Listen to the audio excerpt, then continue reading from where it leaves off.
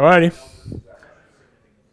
Okay, so we're going to start talking about contagion. We've been through this to some extent, right? And we had a lot of fun about how things spread and social spreading, fame, all this sort of stuff in POCs.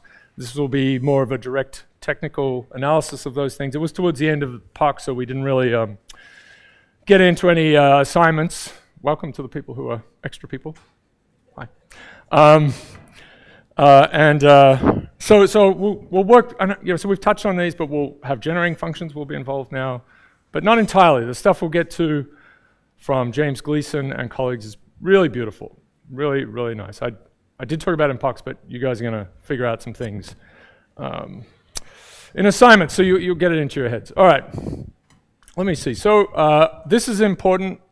We have, will this pop up if I do the right thing? So this is in, so it's April 4th, which is a week from Monday. Yeah, so we have Alex Vespignani from Northeastern, so he's a very famous character. We have talked a little bit about some of his work. And so networks has been a huge deal for him, but he's a physicist in general.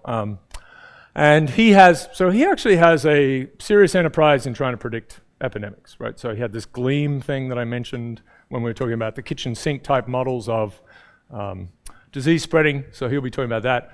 We've got our own Sam Scarpino. So these guys have collaborated. This is getting the situation where you have certainly many tens of people on papers, and getting up towards 100 because they're figuring out Ebola's spread or something like that. These are big efforts. So, this is, again, this kind of transition we keep seeing in social phenomena of bigger and bigger teams working on things because they can.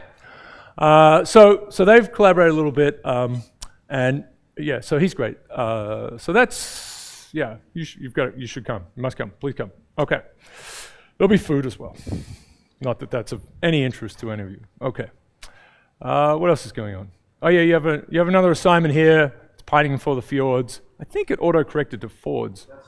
It's disappointing. That's for next Friday. It was really sad. Yes. Or maybe I mistyped, but I looked at it and I thought, did you do that? It might have been an autocorrect. I felt like it was. I'm sure, because I relished putting the J in there, right? I mean, that was... Yeah, I saw like a lot, and I was hoping that was just... I had to delete it. The usual delete tweet, get it wrong again, delete tweet, get it wrong again.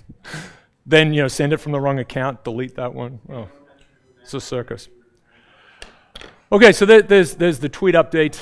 Annie, I want to talk to you actually about getting something to work here on my, just getting the last little bit for this website to work, right? I need to make this template thing great. Anyway, but it's humming along. Mark Ibrahim, that's at 3 p.m. today. If you want to come and see a thesis about Wikipedia and the structure of knowledge, which was a project that was born out of POCs, that's going to be at Farrell at 3 p.m. Support your comrade. Yeah. What's that? Oh yeah, the Indecision Theater on the left, right. To use the Colbert version of the name.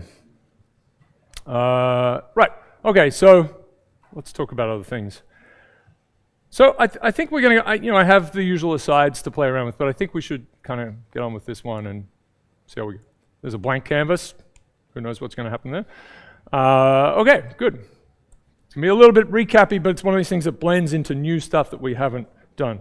So I had a slight, I have a brain injury essentially, like I'm in trouble. This fell out, this fell, I got out of bed and slipped and hurt my brain basically. So I'm impaired, not to make light of such things. But yeah, but it's true. It's true. And it's one of those ones where, the little bits of glass, so this is not good. Sometimes those cracks are okay, you can survive. You see people survive for, years or whatever, but. Okay, so the wandering albatross is, flies high, but does not bounce, is the problem. Okay. Insurance did not really work out for me. All right, so we're going to contagion. So this is beautiful stuff. We've seen some of this before, but we're going to work through it again, and we're going to get to some really proper calculations. And you can ask me questions as we go along, perhaps more than usual. Oh yeah, I did want to show that. Okay, that's good. Let's do that. That's good.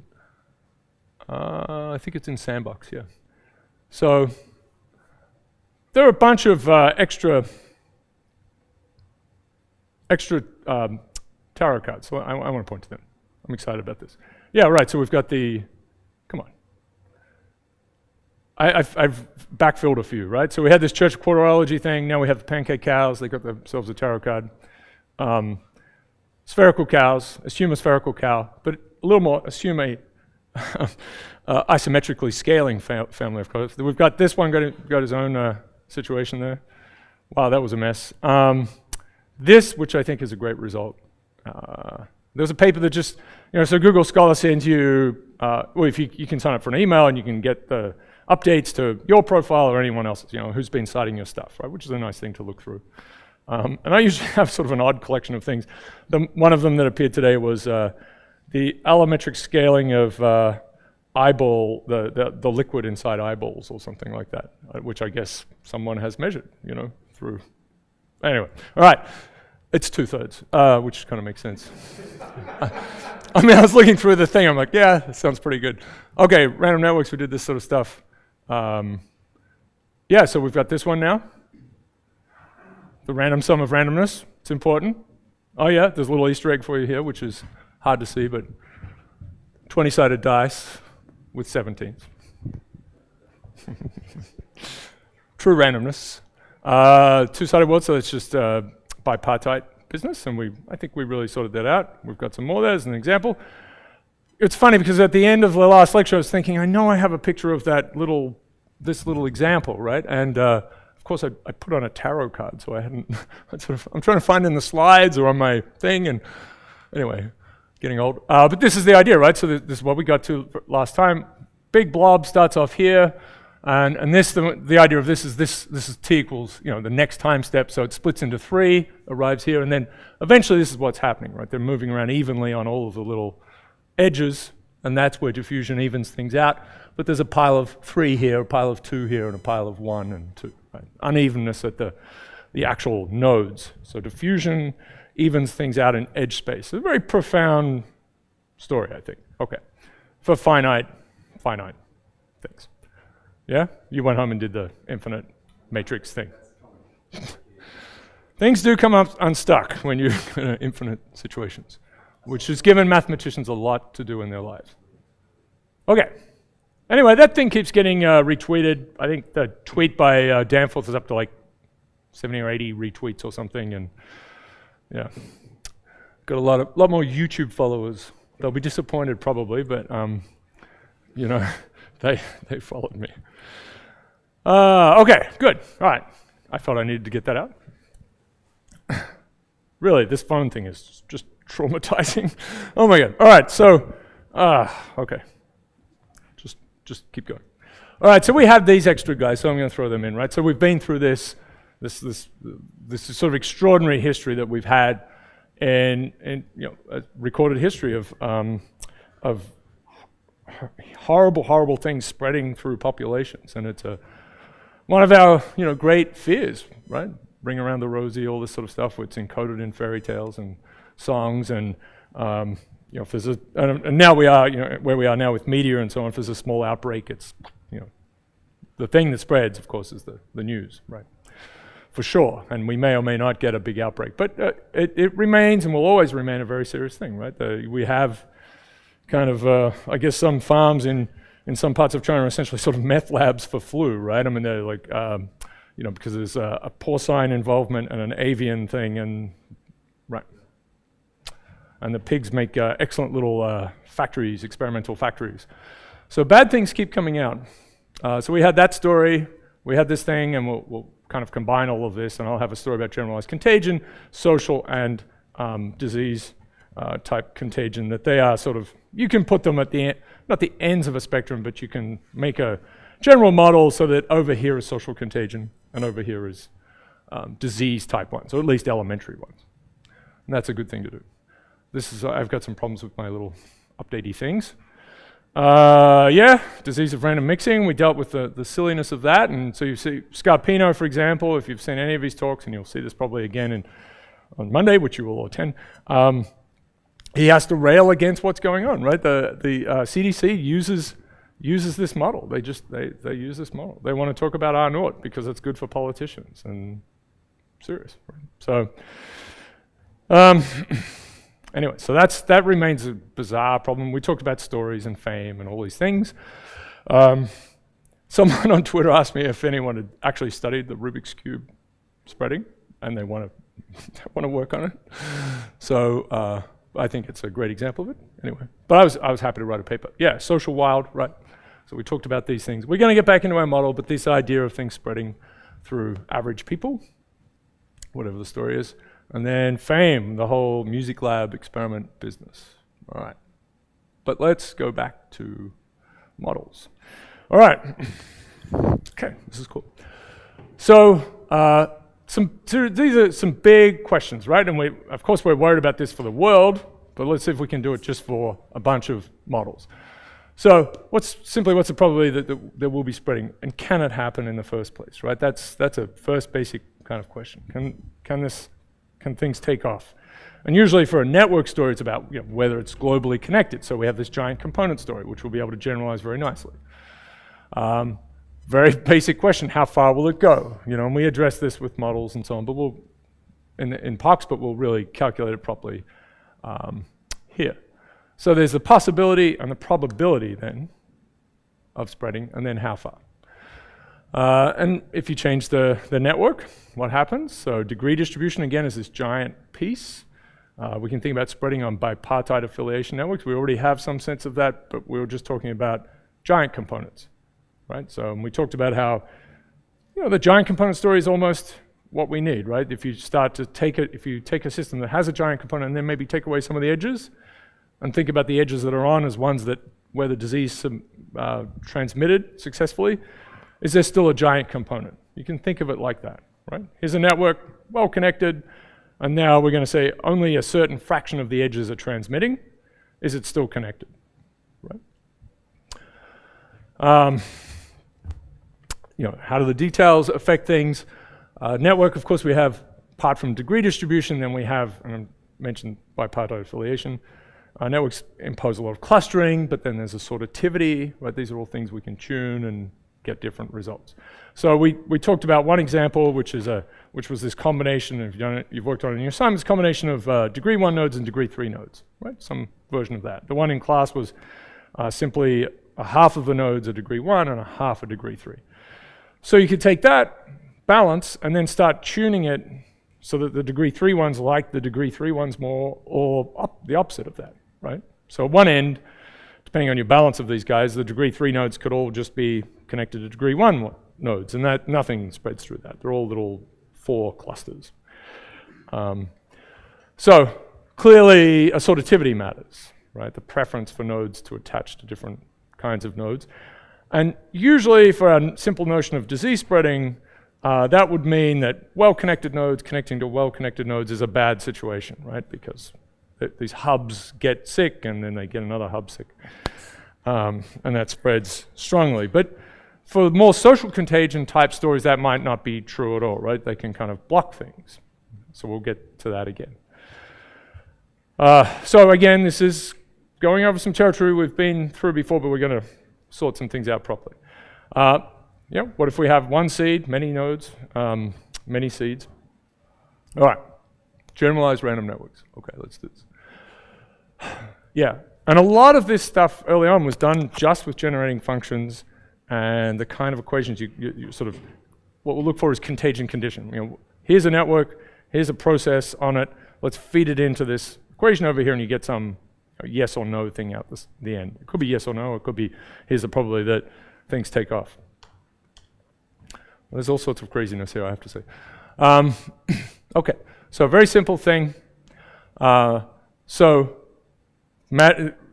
matters what your current state is, of course, and then the history of the nodes around you. But if it's just a network, then you don't really need to know what everyone else has been doing. That's feeding through you over time, towards you over time. And that'll be this Gleason work later on. So here are a couple of infected edges coming in. And you can imagine these are going both ways. Here's a problem that we won't get to until we look at what I'll call generalized contagion doses, right? There's dose size, like how much is coming towards you from a particular source. Is it being repeated? a more complicated one, and there's work by Uganda and so on with the Facebook adoption story, right? And maybe did you look at that in the, yeah. It seems a very beautiful piece of work, and the result there was something that is intuitive. If you of course they had an enormous data set, right? And this was just adoption of Facebook. There have been some dubious studies on Facebook, but this was just whether you would join the team. And people who had more diverse connections already on there were more likely to join. And so that makes sense, right? So, but if it's all just your friends from, karate club, then that's not as good as having karate club, elementary school, and your job or something like that. It's better to have a more diverse thing. And advertisers, to some extent, try to get this to happen as well, right? You want to have the sources appearing to come from different directions. If you can do that, of course, if the victim in the middle figures out that all those sources are being traced back to one person. This is certainly, this is done, and I can this is, how can I say this? So a relative of mine is quite high up in Exxon, and we were talking about this influencing people, right? So this is about influencing I'm going to avoid some words.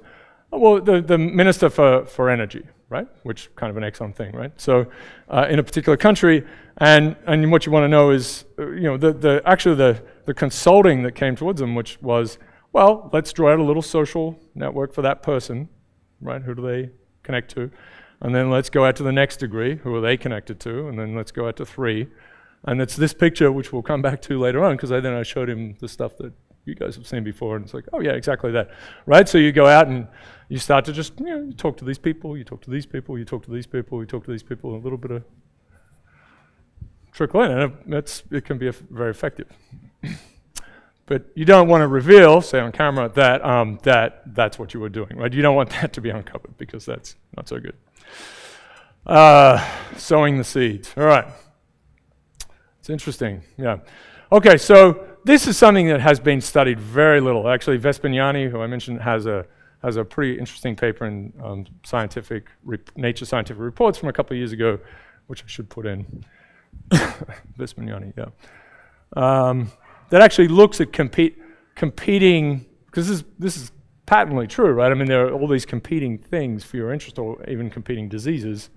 That hasn't been done very well. There's some work on hashtags.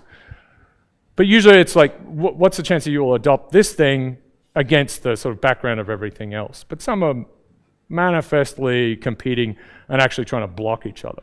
So how do you do that, right? There's attention. I mean, a very important thing is attention, which we still have some apparently, but it's being sopped up by, squirrels. And, so that's the game, eyeballs, right?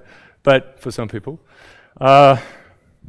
But some of it, yeah, so there's all sorts of mechanics that you could start to think about here, right? So competing stories, trying to get to people. It's okay? Okay? All right, so we're sure about these things, right? So now we have this pure branching story for random networks locally. That gives us a lot. And in pure branching, in sort of, locally branching networks, for things to really spread, I know this picture is there, but I'm going to draw one anyway, because it's fun. Yeah, if things are really going to spread, then they have to come through one, right? It's locally purely branching. There's no way you're going to get, unless it's very specially done, right? So this one's infected. There's an information or disease coming along here. Just in these kinds of models, it must work like this, right? So there's something coming out here potentially.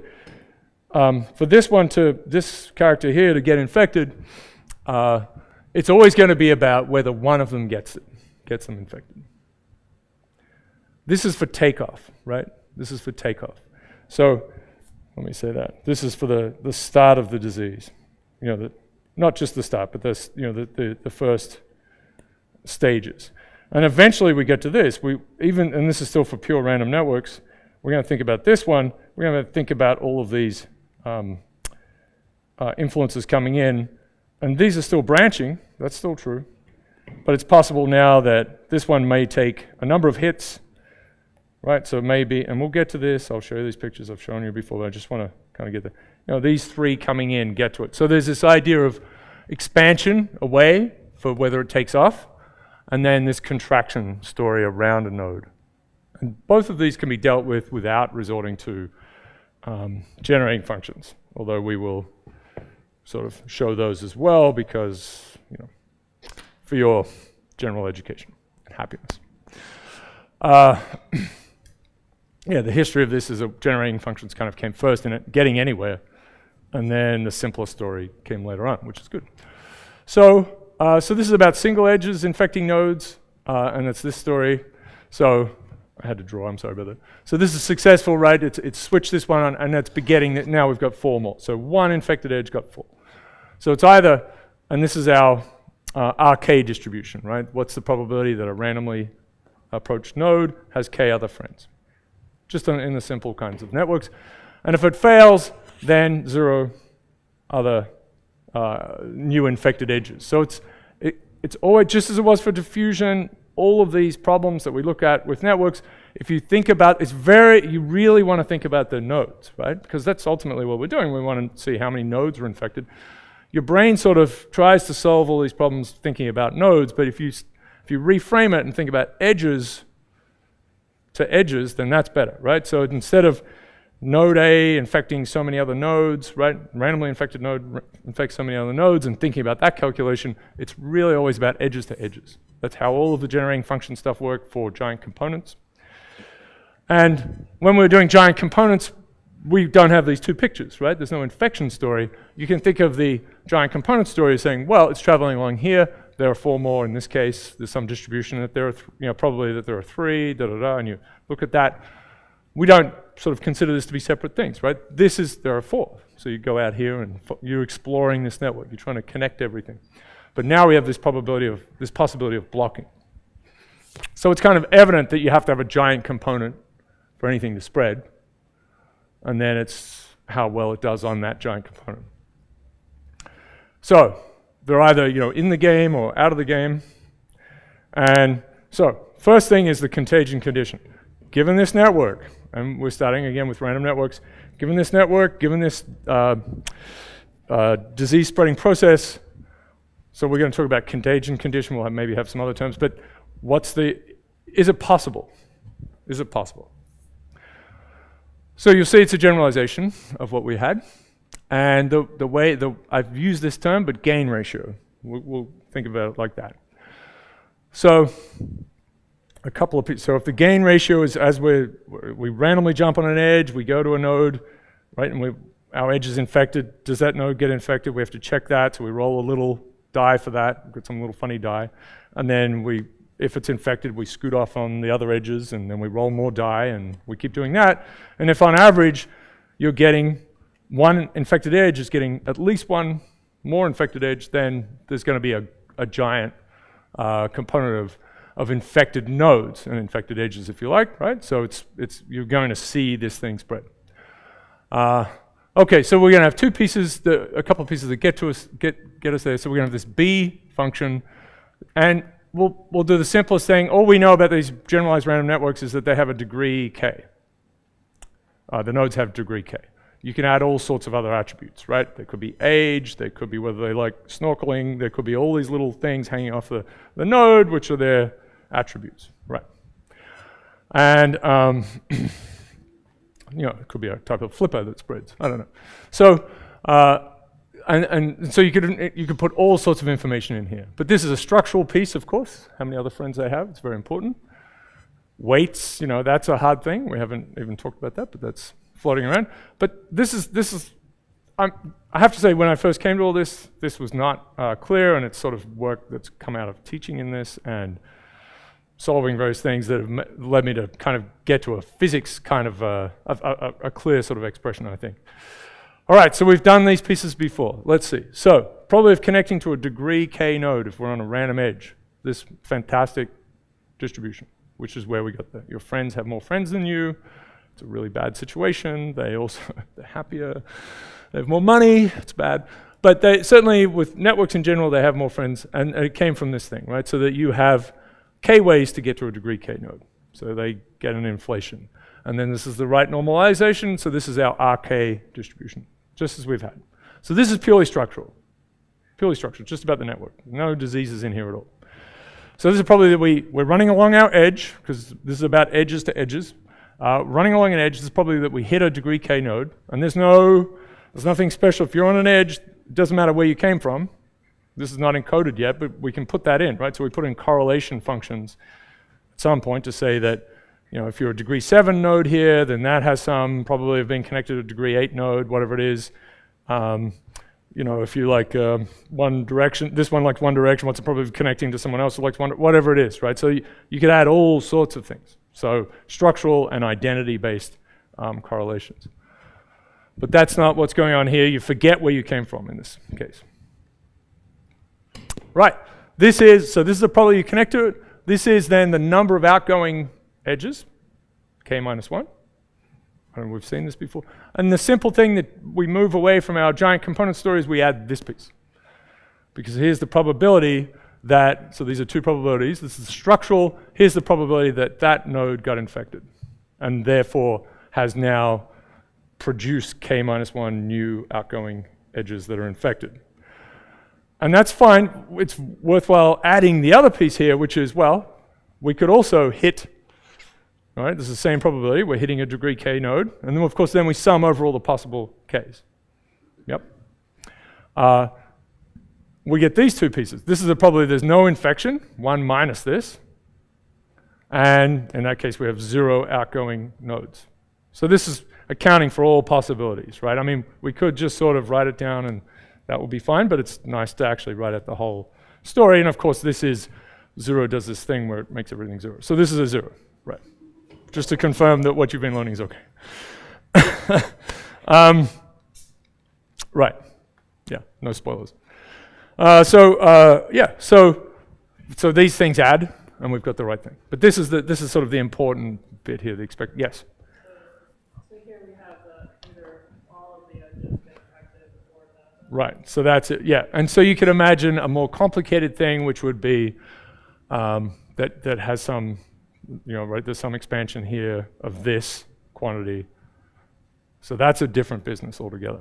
Which is, it gets infected and one of its edges coming out is,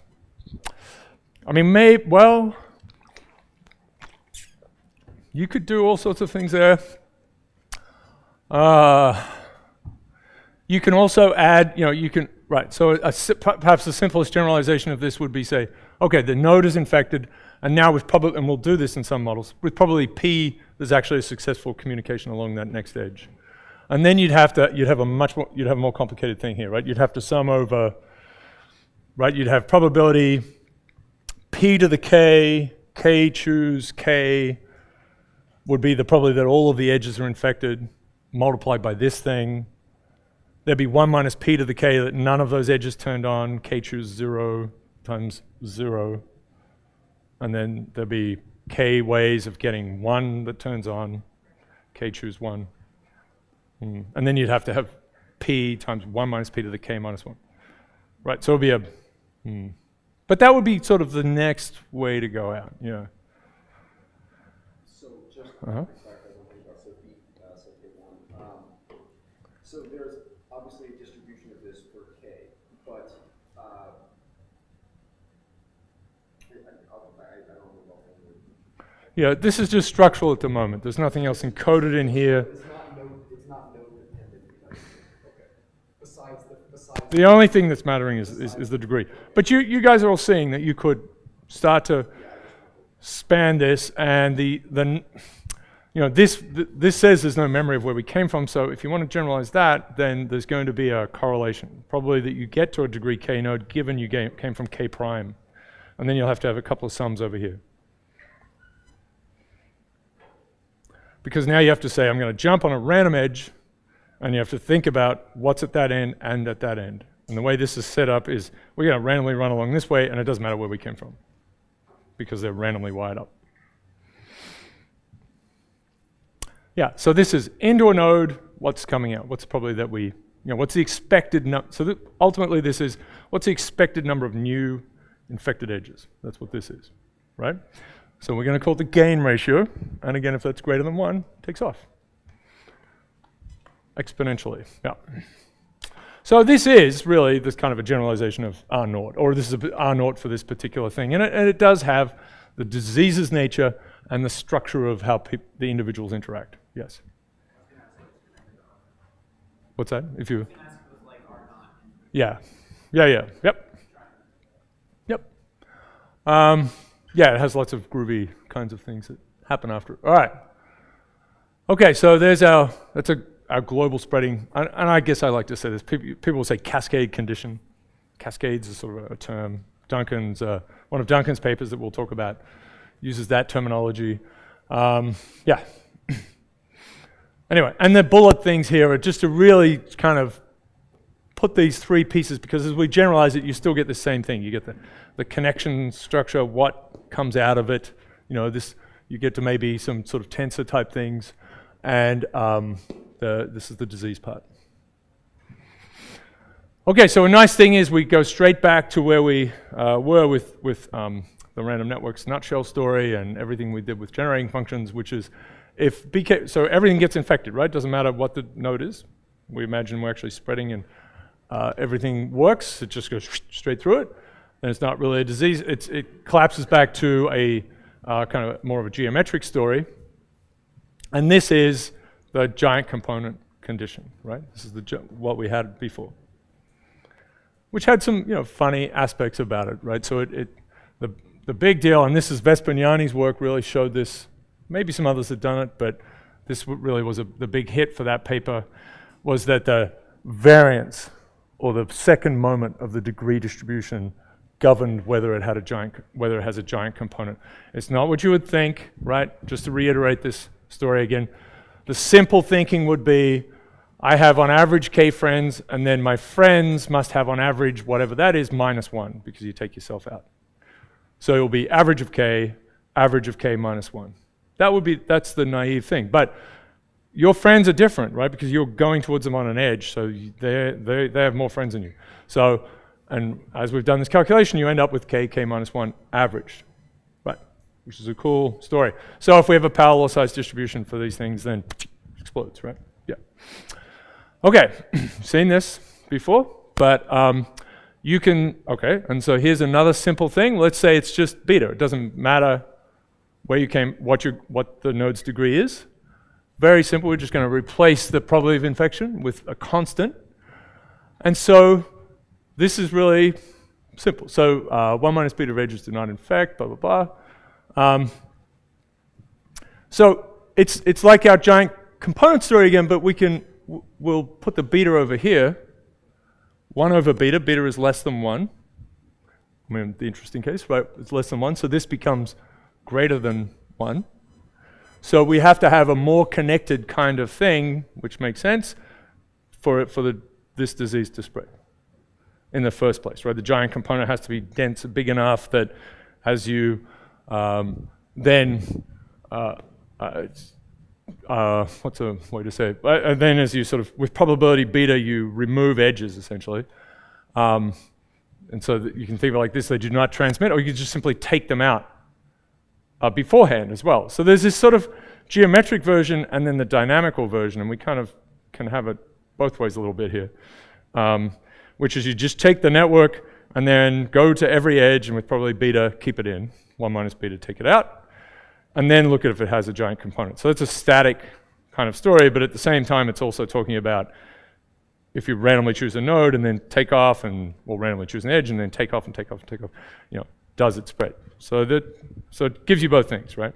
We're interested in the dynamical thing, but we essentially turn it into a pure geometric story, a static kind of thing. Okay, this is bond percolation. And node or site percolation means you get rid of the nodes with some probability, which you can think of as quarantine or whatever it is, or turning the computer off, whatever. Okay. All right. Yeah, and actually, if you do, so if we just sort of do this without thinking about the disease spreading so much, we're just going to take our network with probably beta, remove edges, then this is the new degree distribution, right? So if we go back to beta equals 1, this is a funny looking thing, so beta equals 1, you'll end up with only pk equals pk. Let's see if that works, right? So beta equals 1, this is 0, this thing, right? Except when I equals k, because it's some number to the power of 0. So when I equals k, I choose k, so k choose, so let's say I is just k, yeah, so k choose k, so this is a 1, this is pk, this is going to be 1, and then and our sum is just the first entry. Beta is 1, so we get this modified version, p tilde, I'm not sure why I use that, is pk, right? So it's the same as what it was. But as soon as you start to erode it, then it's kind of what I was talking about before, right? So now you have a node that has 33 friends, and then you have to look at all the possible things that it could end up as, right? So it could still have 30, after you've attacked each edge, and with probably beta, each edge stays, with probably 1 minus beta, it vanishes. So for them all to stay, beta to the power of 33, right?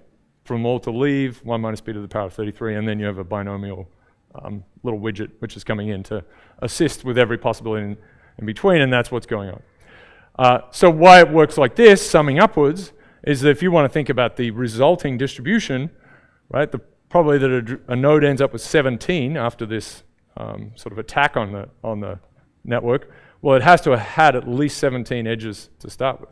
It has to be at least degree 17 to start with, right? So the sum is going to be you're going to be looking at probably that it had 17 edges, 18 edges, or degree 17, degree 18, degree 19, and then was reduced, right? So if it had degree 19, it had to lose exactly 2 edges. And there are 19 choose 2 ways to do that, and then you have to have the probabilities correctly sorted out, right? So it'll be beta to the 17, and there'll be 1 minus beta to the 2, 2 of them fail, and it'll be 19 choose 2, this sort of thing. And then there's 18 choose 1, 17 choose, or 18 choose 17. Does that sort of make sense? So, and then the nice thing, you can play around with this, generating functions, yes. Just a nice little switch. This is for arbitrary degree distributions. And let's see, so when beta equals 1, it collapses back, right? So this will be x, and this will be 1 minus 1. So it'll be back to, you get the same generating function. And we know we can derive, so now we can just think about this is not even a disease spreading thing. There's a new random network with a new distribution, degree distribution, and we can compute all these things. Does it have a giant component? Which is our sort of absurd thing. It's a second derivative of this guy evaluated at 1 divided by the first derivative of this guy evaluated at 1, because that just makes sense. You can use the same calculation. Okay, but you can see how it's going to be related to this one too, right? Sorry, this is our new one. If you differentiate this, with respect to x, then betas are going to come out. Okay. All right, so this is a nice thing, just moving away from where we were. So we've gone back to this bk1 is 1. It's right. It's just a constant, and then it's a constant less than 1. And of course, we can now allow it to be some arbitrary function of k. It could be anything. That's true. There's an asymmetry in the way it's structured. It depends on the receiving node's degree. We could think about possible things, right? So it could be that it increases with k, right? So that, this could happen, right? So a node that has more and more connections is just simply more susceptible to one edge being infected. That's a pretty bad system. Maybe it's true for some. It's pretty bad. It's not the same as saying, that node, if it gets infected, is a disaster, which is true, right? Because it spreads quick. If Oprah starts telling you about psychic energy or something, that's a dangerous situation, right? So, but someone like Oprah is less likely, a little bit, to just to have one random person start talking about their story, yeah? Unless they're Dr. Oz. Okay. Unlikely. So maybe this, I mean, it could be anything, but just sort of thinking about these things. Could be monotonic in K. It's not monotonic in K, right? So there's something going on. It could decrease. This is not a bad, this is kind of an interesting thing. They could become more resilient. Well, certainly it's possible that it's a constant. It doesn't matter what the degree is. And so this is more plausible perhaps for social contagion, right? The more friends you have, the more resilient you are to just one person being infected.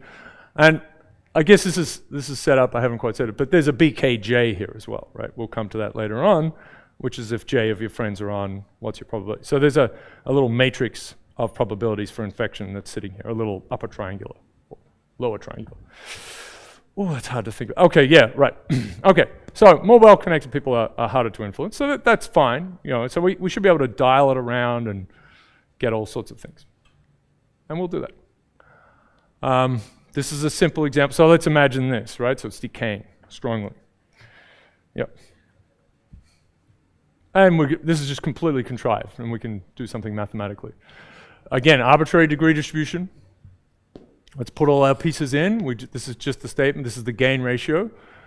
Starts with, we will put k equals 1, because all along k equals 0 did not do anything. K equals 1 really we don't need. We're just being a little careful because k equals 0 is kind of goes pop. And certainly we're thinking about networks where we're really interested. There, of course, you can write down a degree distribution where you have so many of them have 0 friends, and that's fine. But we can rescale things so that we're only considering networks where nodes have 1 friend or more. So let's put this piece in. So it's just 1 over k. So that's going to cancel here and here.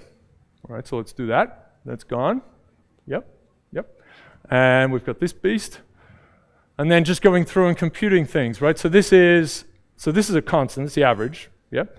So then we have kpk, sum over that. That is again the average degree, just by definition. And then we've got pk, the sum from k equals 1 times minus 1. Right? This is just a constant. Sum of pk is just 1. Right? It's just the normalization. There was a minus sign. So and it went from k equals 1 to infinity, so we have to be slightly careful, which is that we could have had this character here. Yeah. Right, they're not involved in the spreading, so we keep them out of the whole game until here. So that's just being a little finicky, I suppose, but it's there. So the first term, you got an average degree here when you do the sum, so these two cancel. Right, this piece cancels this, so we just end up with 1. This is simply just the normalization, but we've left off P0, so 1 minus P0, and we still have the average degree on the bottom. So this is a quantity that is less than or equal to 1 on top. There's some value here, so this is a positive quantity. So it's 1 minus a positive quantity. Yes. Yes.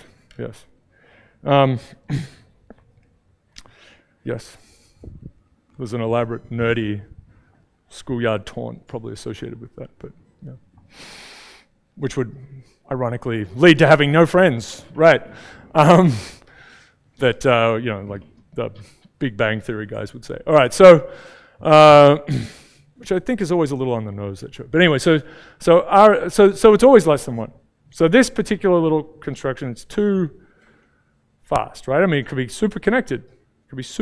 But your resilience is such that, as nodes' degrees increase, their resilience is increasing so fast, or fast enough, that this mechanism doesn't allow for any kind of spreading. Right? R is less than 1. Fine. Okay, that's a fun little thing. Okay, so, and it doesn't matter what the degree distribution is. All right. Okay, so you need a little more gullibility out there in the, right? Okay. Right. So here's a classic one. We're going to have a Heaviside function. So nodes are going to have thresholds, and in this case, this is one we talked about. We're writing in different ways, of course, but everyone has this threshold phi, or phi. What am I supposed to say? Phi? Yeah, I wanted to add that, but we'll just call it faux. Yeah, so it's a threshold model. It's a famous kind of model. It's a great model for social spreading, but also you'll find it in random network stories, icing models, all sorts of other kinds of physical models where there's a threshold type story. Okay, Granovetter, of course, is the famous character here. So this is a case where only low degree nodes get infected, right? You have to have 1, 2, 3, 4, 5, 6 friends up until some limit. Let me just say, so let me get that. Yeah, let me say that properly. Okay, so heavy side, and I'll admit to something. So I did, as you know, I did science and electrical engineering. So there's heavy side functions all over the place, and yeah. But I kept hearing, and I thought, well, it's heavy on one side, which totally makes sense, you know. Like George, heavy side. Silly. Should be just called the name it after. So step function is a good term because, yeah, yeah. So step function, right? This is t. This is some t0. You know, it's h of t minus t0. 1. It's a good thing because you turn on a light switch, heavy side function action right there. And so, you know, you've got circuits and things, you're doing this all the time. Put it on. And very nicely, right, the derivative of this is the delta function. Our friend Dirac, that's fun to say that, so we'll say that. You know what they did to Dirac? Like, so they got rid of him, right? He had the Newton chair position at Cambridge. And they wanted to kick him out, and the thing they did was they took away his car park. His parking privileges. And he said, all right, so he moves from Cambridge to the University of Florida, to Gainesville. This is, I don't know, 1930 or something, right? Because his son or daughter was there, and thought, I'm going to live there, right? Plenty of parking in Florida. But no air conditioning at that point, I think, so... yeah. Anyway, right. So Dirac delta function's derivative. Very nice thing, right? So it turns on at h of 0. T of 0 here. So H is sort of the standard. It's typically used to, I mean, heavy side, I suppose, but it's typically used here, right? So yeah, right. And d by dt of h of is this beautiful object here, t minus t0.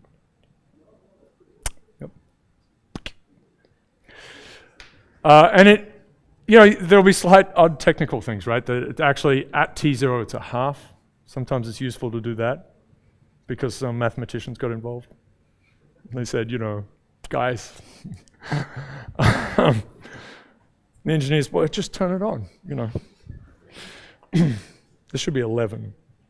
Okay, all right. So heavy side function. Yeah, so it's a nice thing. It makes it sound like it's better than it is, but let's see. If we flip it around, that's what we're doing. We're flipping this around, and it's 1 minus k, 1 over k minus phi. So as k increases, right, then eventually this the argument here becomes negative, right? So if it's 0.2, if this threshold is 0.2, when we get to a fifth, so degree 5, then we're right on the edge.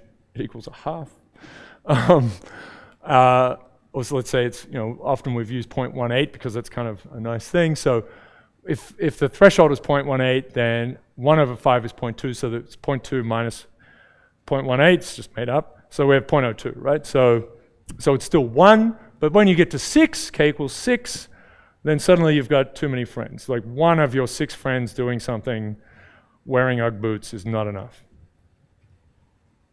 2 of them do, sure, you just put them up straight away. What an embarrassment. Okay, so I know I've talked about these. I have, haven't I? Ugg boots. Have I talked about Ugg boots? Good God, no. What are you talking about? No, I mean, so they're from Australia, right? But you never wear Ugg boots outside of your house in Australia. So you come suddenly they appear here and everyone's just like walking around in Ugg boots. And I'm like, you can't do that. There you go. It's totally fine. It's totally fine. I can understand it.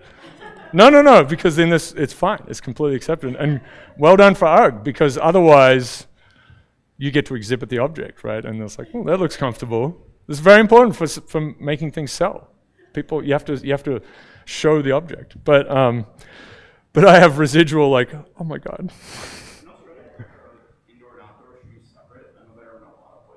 Wow, not really, because Australia is, yeah.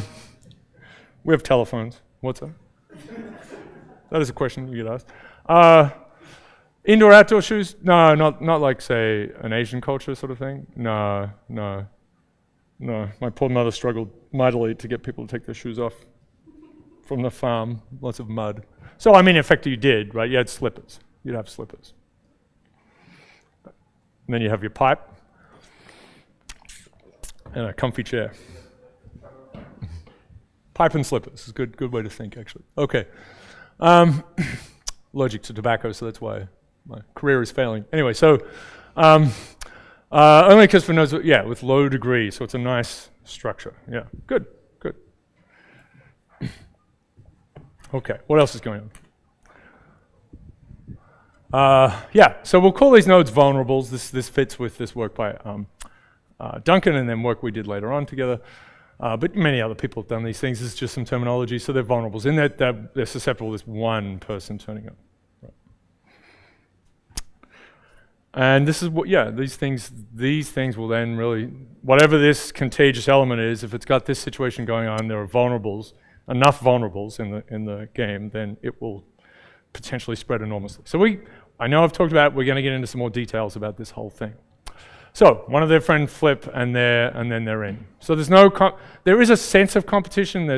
You're doing things in general, but now you're just sort of looking at this new behavior relative to not having that new behavior. Yeah. Okay. So in this case, if we've got this threshold story, then right, we can stick it in. I mean, we've actually got a mathematical expression for it, so that's okay.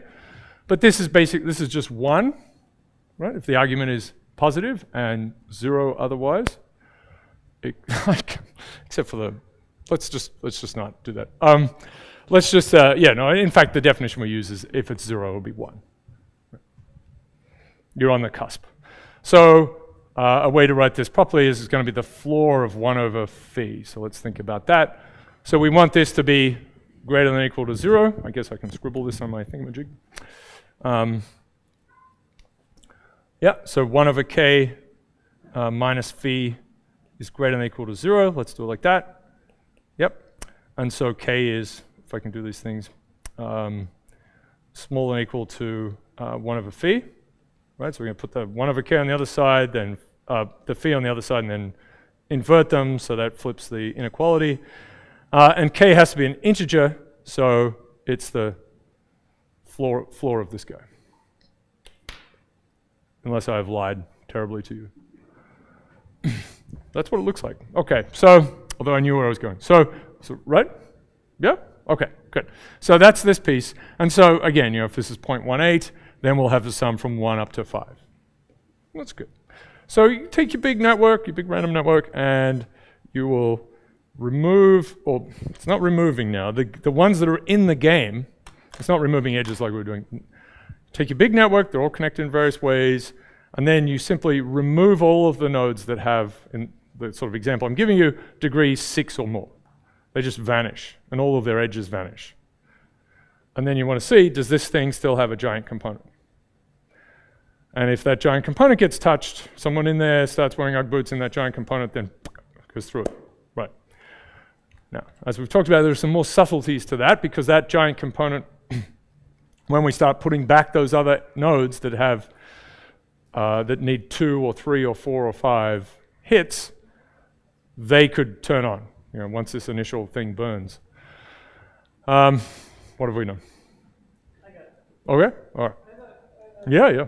So this B of K is just, it's a function of K, but it's not necessarily a probability distribution. It's a probability that's specific, yeah, right, so it's arbitrary, right? So each one has its own probability. This can't be a probability distribution. You're not summing over this to get 1 or something. Is that what you mean? Yeah. No, so each one is a probability that's based on however it's specified, right? So it's just for that degree K node, that type of node in general. Yeah, so it could be B, you know, something about the node 1, but we're doing this thing. Yeah, you don't, right, it's not normalized in that way.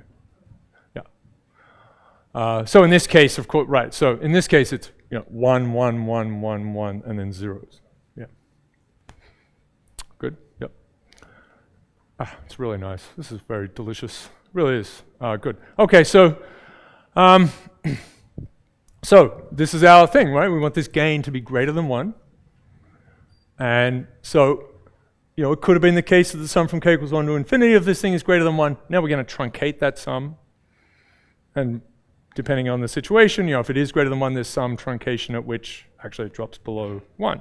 And certainly if you get down to degree 1 situations, then that, you know, that can't work. All the degree 1s are the only vulnerables. Then if you've taken away everything else, then they don't have any friends, right? I mean, they might be friends with each other. Pretty bad situation. So they have one friend in the world, and they're both wearing Ugg boots, and secretly. Okay.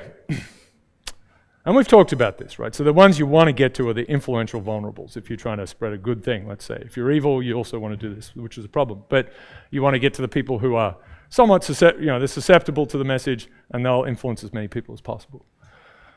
Okay.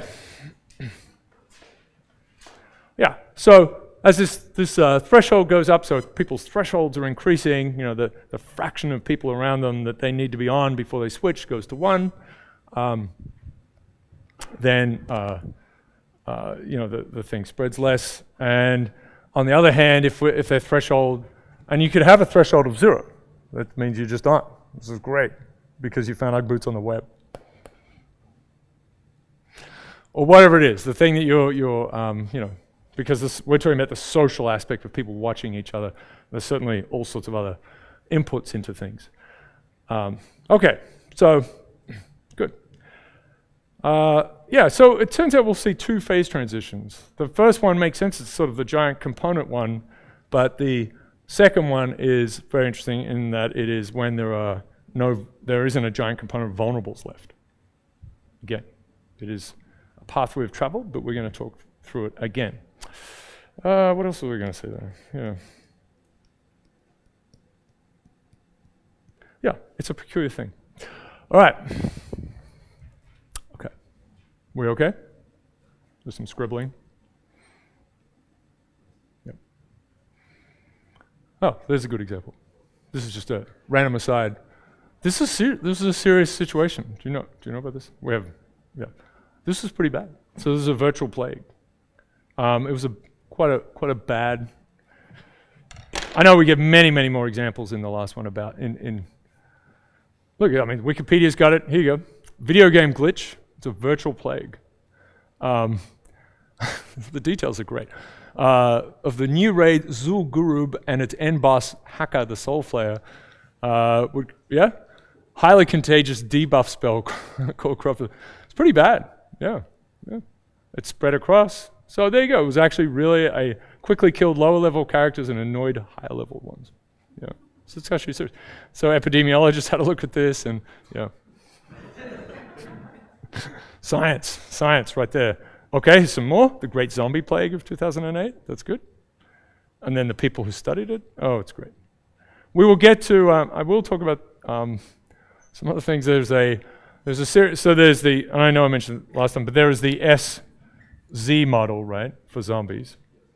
And one of the people behind an early analysis of such a model is this guy, Robert Smith, I think his name is. I think Robert is his first name, but his last name is Smith with a question mark. That is his real name. Yeah. I think he's Australian too. Anyway, so I should say New Zealand, but anyway, no, I think it's true. All the good things that come from Australia are really from New Zealand. The bad things are from Australia. Although I'm not sure what you'd say with Russell Crowe. How do we feel about Russell Crowe? Truly a New Zealander. Okay, so, all right, people. Okay, so, yeah, there's a little side piece of silliness. But, yeah, very interesting thing to study, of course. Right, okay. All right, so the network version. So we're getting into this threshold model properly.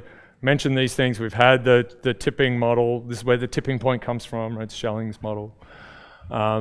Introduces the idea of thresholds. Granovetter is famous here for really, well, I mean, it's really Schelling, but Granovetter's paper, oh my gosh, this must be cited a billion times. Doesn't matter, it's okay. This is in economics. There was social, not social proof, what's this called? Social learning, yeah, sorry. Social learning theory was the term there, where there's where you did the best you could, but there was a probabilistic kind of aspect because you didn't know everything about everyone around you. You had to kind of guess a little bit. And the upshot of that was you would behave rationally in the sense you would take the most likely thing that you could imagine about what someone had done, what was in their heads. But here you ended up with herding effects, right? It's a slightly alarming thing for economists, that you could get completely irrational looking things. Yeah, right. We just have to sort of show this over and over. Anyway, so we know about these things. Now this is Watts's model, which we'll get into, and we're going to add these extra pieces that were not there before. I should make a better thing for that. Paper. Thousands of citations for this thing. Okay, so we have this mean field Granovetter model, which is you're simply looking at everyone else, and I'll show you later on a version of it's inspired somewhat by Granovetter, where you have a different. I just want to presage this. I know I've mentioned it before, but this is great. So instead of, you can imagine the response functions. Sorry, too many things. The response functions. So someone has a response function like this. And the talk from Facebook recently mentioned this a little bit. This is a hard thing to get at, right? So I don't know if a few of you saw that, right? I mean, they cited our paper at the start, and these are this kind of idea. This is the probability of switching on, probability of adoption, and the very naive model is this, right? So that you have there's some threshold for an individual that succeeded. This is supposed to mean how many others that you perceive are on as the individual. And you just switch on, right? And this could be probabilistic. An important thing for this model, it can be relaxed a little bit, is that once you switch on, you're on, right? So that's something that matters here. What else do I want to say?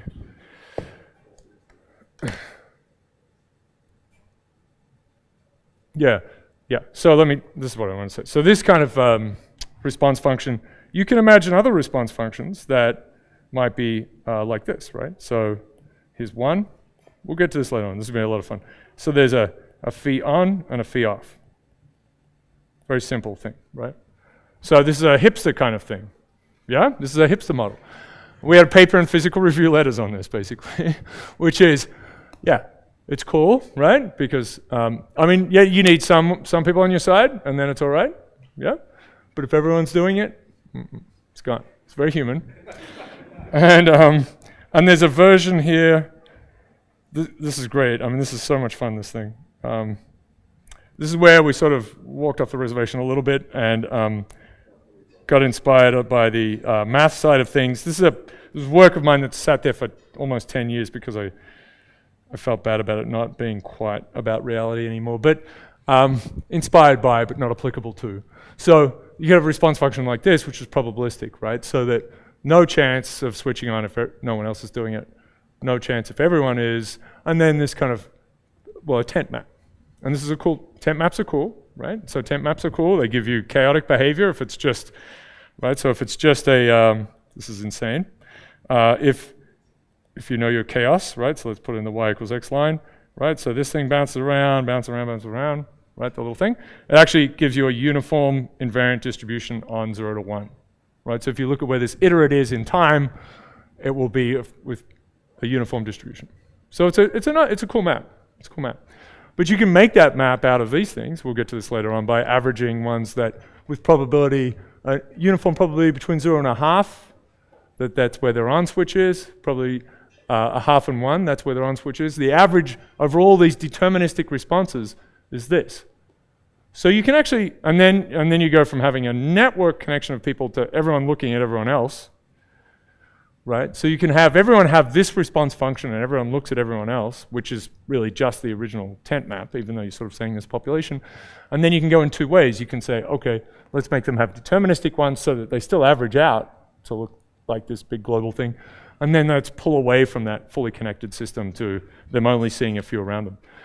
And I'll show you, you get to some very exotic things where you can have everyone having a completely deterministic response function, but it matters who you start in the network. The long-term behavior can be profoundly different as to when it stops and all sorts of things. It's terrifying. Okay. But it's got nothing ultimately then to do with being a hipster, but it sort of started with that. But you know, you could imagine doing other things. Anyway, all right, we'll get to that. That's fun. Sorry. That's good fun. Okay. But let's do this. So, yeah, so now we have this limited view of the world, right? So we've gone away from this mean field thing where everyone can watch everyone, and you're on a network. That's pretty good. And you're going to have, right, so a node has ki contacts. It's the usual network story. And we'll really just look at the random network version here. We did march off into group structures and all sorts of things just to show you how they could behave in POCs, but we want to do this analysis well. So, obviously, an odd assumption, perhaps, is that every link has the same influence, right? If that person is on, that's sort of a unit weight towards the, every node, there's a unit weight going out from it to all of its compatriots, its neighbors, and it's reciprocal, right? So Oprah gets influenced by someone who, right, is equally influenced by Oprah, which is weird. Fixed thresholds. So we can do this, actually, of course. We can specify the thresholds. You might specify thresholds by degree, so we can elaborate in that way. We'll do that later on as well. That's very important. It turns out to be incredibly interesting, even if everyone has the same threshold, right? They're doing something that's a bit different to diseases, perhaps, where you're repeatedly looking at what everyone else is doing around you, right? So you're always sampling to see what's going on. These are conveniences of analyses, but they can mean a lot. This is if you're doing agent-based simulations or any kinds of, this is a big deal. Synchronous updating is usually a bit dangerous, solvable perhaps, but you need to look at what the asynchronous version does, and there's a big clock behind it. Yeah, and it's a simple thing. The individuals become active when their threshold is exceeded, right? And so the way to write this is really the fraction that are on, the number that are on divided by the degree, so that's the fraction on exceeds the threshold.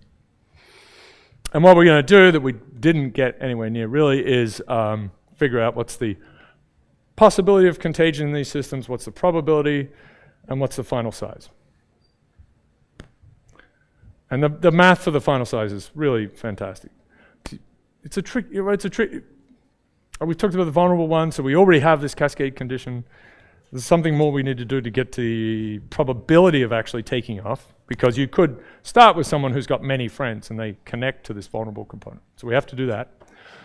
But the final one, the final size of the thing, it's, people struggle with this for a few years. It's a hard thing to think about, because if someone needs 3 contacts to be on, how do we get to that, right? And we're in random networks, they're in a giant component. All of the analysis we've done so far has avoided the giant component, right? When we've figured out how big the giant component is, we've figured out everything around it, and then 1 minus that is, so it's very sneaky, duplicitous behavior. But actually we will go inside it's like going into a black hole. We can actually do it. Because it's a movie like, what was it, Interstellar? That was terrible. Okay, all right. It's like libraries inside it. Okay. And activation is permanent in these things. You relax that, but that's an important thing to think about. Because if it's going through and that person is on and you switch on and then they stop wearing the Ugg boots and you haven't infected anyone else, you're just the idiot with the Ugg boots on, and then you're going to switch off, right? So that's a hard thing to do analytically. Behaviorally it makes sense, but analytically trickier. Okay, and this is how it works, of course. So I know there's some recapitulation, but anyway.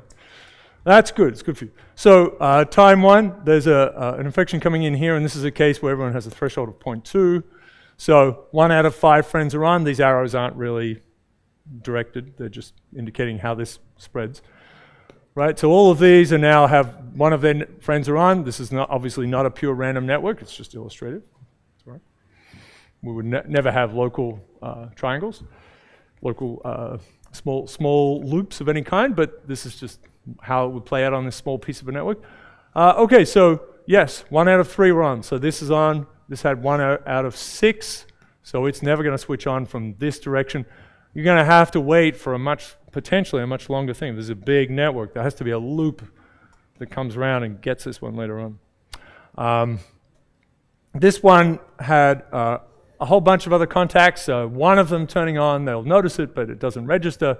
And then they've got 2 out of 8, so that exceeds 0.25 exceeds 0.2, so they switch on. And that's right. So that's our story. So turns out you can analyze the whole thing, which is good. Okay, let's do a little bit. The vulnerables, right? This is our little story. So the number of contacts for you to switch on. Now, in principle, you could all have your own threshold. Each node could have its own threshold. As long as its degree is smaller than the floor of one of its threshold, then it's a vulnerable. It only needs one neighbor to turn on for it to spread. So I've said this thing before. Global component of vulnerables is what you need for cascades to happen. Potentially, right? Potentially. And, right, this thing here. This is our business. Okay, so that just means it's possible. It doesn't tell you the probability. It just means it's possible. It just means there is a giant component, connected component of vulnerables. It could be vulnerables isolated and so on, but macroscopically there is a blob of vulnerables. And this is a good place probably to stop, because or to explain and then stop. So this is where we're going to get to completely. So there are going to be these. This is a big network story. There's going to be these potentially these pieces inside it. There's an entire network. All right, that's all of this. And then for this, and we're thinking about this vulnerable story. This is the critical. We'll call it the critical mass. Very much a critical mass story.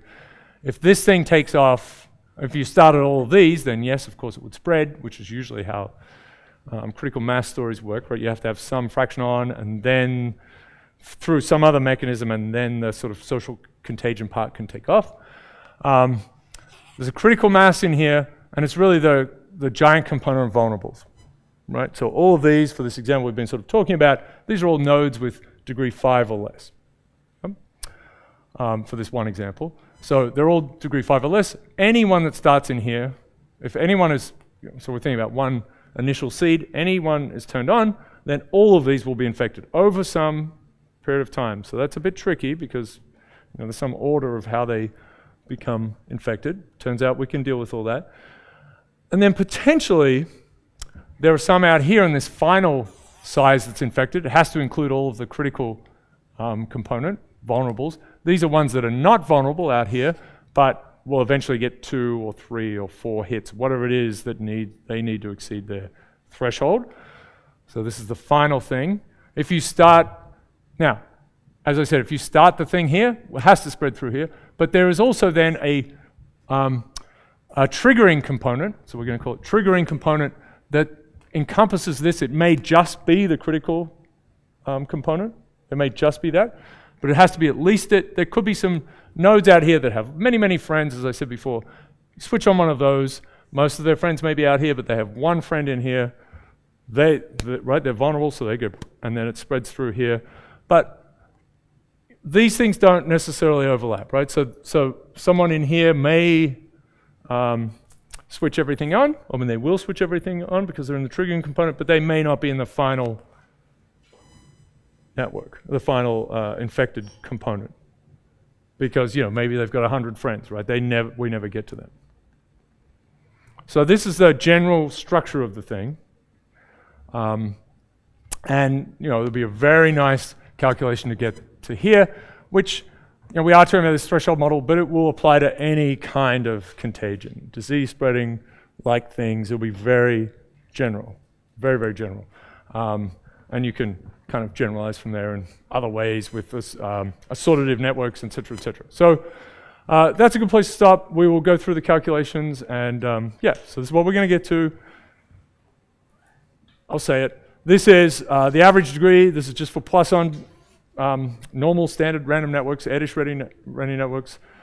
This is the average degree, often written as Z. And there are these two pieces in here, right? So this is a 0 to 1. This is actually the fractional size of the vulnerable component. So this means anywhere between here and here, there is a chance, right? That's what this curve says. There is a chance, and it's pretty good, right? There's a big blob of it here, for example. Big part of the network is the giant component of vulnerables. So no one's connected here because these are Poisson, so we know this thing, right? The average degree of 1 is when you first get a giant component. That's what that is. But as you start to increase the average degree of the network, you start to get, they lose their vulnerability, right? A node goes from having 5 to 6, and that's not a vulnerable anymore. And eventually they're two connected. So that's why this decays, and that's a phase transition. But here's the size of the triggering component. So as we sort of move up, we get more and more connected. You start to get a shift here where there is a giant component of vulnerables. There are more nodes around them that are not vulnerable that could trigger the thing. And then the really interesting thing with this model that was not, so this is Duncan's original paper. He was able to get this curve, but not this curve or this curve analytically. And these things came along. Gleason did this, we did this. And Gleason's work is the cool thing. So what happens is very low chance, right up here. It's a very small vulnerable component. You can hardly see it. This is the robust yet fragile story. There's a triggering component around it, but it's still small as well. If it takes off, everyone gets burned. And that's a really extraordinary kind of result. And then out here, there's you can't start it, right? You can't start it. But this is a kind of a remarkable aspect of this as it goes bazoom. And it's hard to see because you look at the network and a lot of things are connected. They look pretty good. They don't look gullible. You double the average degree, put it out here. There's no way anyone. You can affect this though by saying, well, let's turn on 10% of it, and that's also work by Gleason, 20%, something like that. That's another game. We're talking about one seed. Anyway, so robust yet fragile. We talked a lot about that with the hot model story. So we're going to get these things here. And it'll be lovely calculations. And that's from Poisson. These are just for, so this is a case where just random networks, pure random networks, and everyone having a threshold of, in this case, 0.18, I think, is interesting enough. It gives you a pretty surprising result. All right, so we'll get to this. It's a great paper. It's a PNAS paper from 2002. Murray Gell-Mann was the power behind the throne for this one. Muzza, and it's done well for itself. So this is fun. Contagion. All right, so we're going to have a little bit of this sort of stuff, and then we'll move into structure detection, which is all sorts of other things, like centrality and assortativity and lots of other fun things. So that's later. Okay, contagion, good. Okay, thank you. All right. Boop.